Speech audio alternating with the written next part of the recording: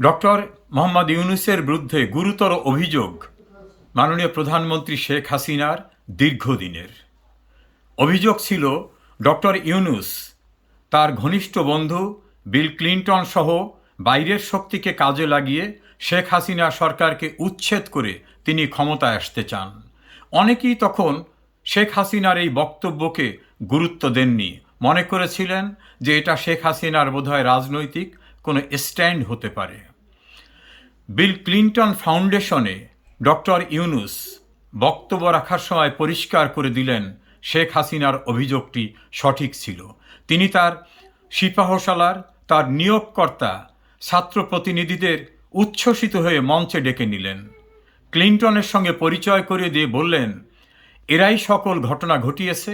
তিনি একজনাকে master mind হিসাবে পরিচয় করিয়ে দিলেন এবং ব্যাখ্যা করে দিলেন যে হঠাৎ করে কিছু হয়নি, এটা মেটিকুলাস ডিজাইনের মধ্য দিয়ে শেখ হাসিনার পতন হয়েছে। হঠাৎ কি হলো?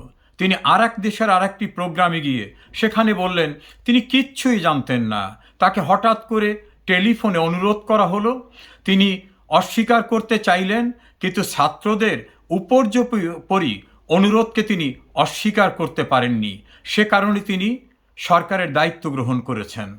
অন্যদিকে তিনি যাদেরকে বলেন তার নিয়োগকর্তা, সেই ছাত্রদের অনেকেই আবার পাবলিকলি বিভিন্ন ফোরামে বললেন 5 আগস্টের পূর্বেই তো তার সঙ্গে আমাদের যোগাযোগ রয়েছে, আমরা বিভিন্ন সময় তার সঙ্গে যোগাযোগ রেখেছি, তারেক রহমানের সঙ্গে যোগাযোগ রেখেছি, এ কারণেই তাকেই আমরা এনে সরকারের দায়িত্বে বসিয়েছি।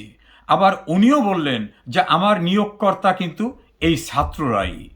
5 আগস্ট শেখ হাসিনার রাষ্ট্র ক্ষমতার থেকে তিনি স্থানান্তরিত হলেন।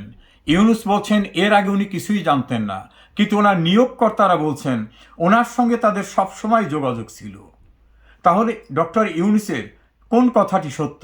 আবার তিনি এবং তার সরকারের পক্ষ থেকে বলা হচ্ছে যে করিডোর দিতে হবে, এটা জাতিসংঘের অনুরোধ।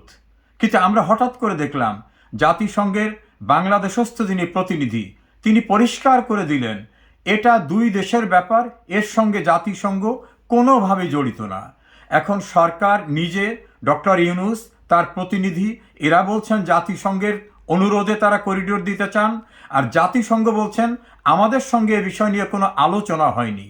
প্রশ্ন উঠেছে, এত বড় দায়িত্বশীল পদে অধিষ্ঠিত হওয়া মানুষটি সকালে এক কথা বলেন, বিকালে এক কথা বলেন, তাহলে মানুষ ওনার কোন কথাটা বিশ্বাস করবে? তাহলে কি সেটাই বিশ্বাসযোগ্য? শেখ হাসিনা যেটা বলেছিলেন রাষ্ট্র ক্ষমতায় আসার জন্য তিনি দীর্ঘদিনের যে ষড়যন্ত্র করেছিলেন, তার ভাষায় মেটিকুলাস ডিজাইন, অর্থাৎ যেটা ডক্টর ইউনূস নিজেই স্বীকার করেছেন, সেভাবে তিনি ক্ষমতায় এসেছেন। তাহলে লক্ষ্য কি কোটা বিরোধী আন্দোলন ছিল না? এটা ছিল একটা উপলক্ষ। এভাবেই পরিকল্পিত ষড়যন্ত্রের মধ্য দিয়ে শেখ হাসিনা সরকারের উচ্ছেদ করেই তিনি ক্ষমতায় এসেছেন। এটাই তো এখন বিশ্বাসযোগ্য হয়ে দাঁড়িয়েছে।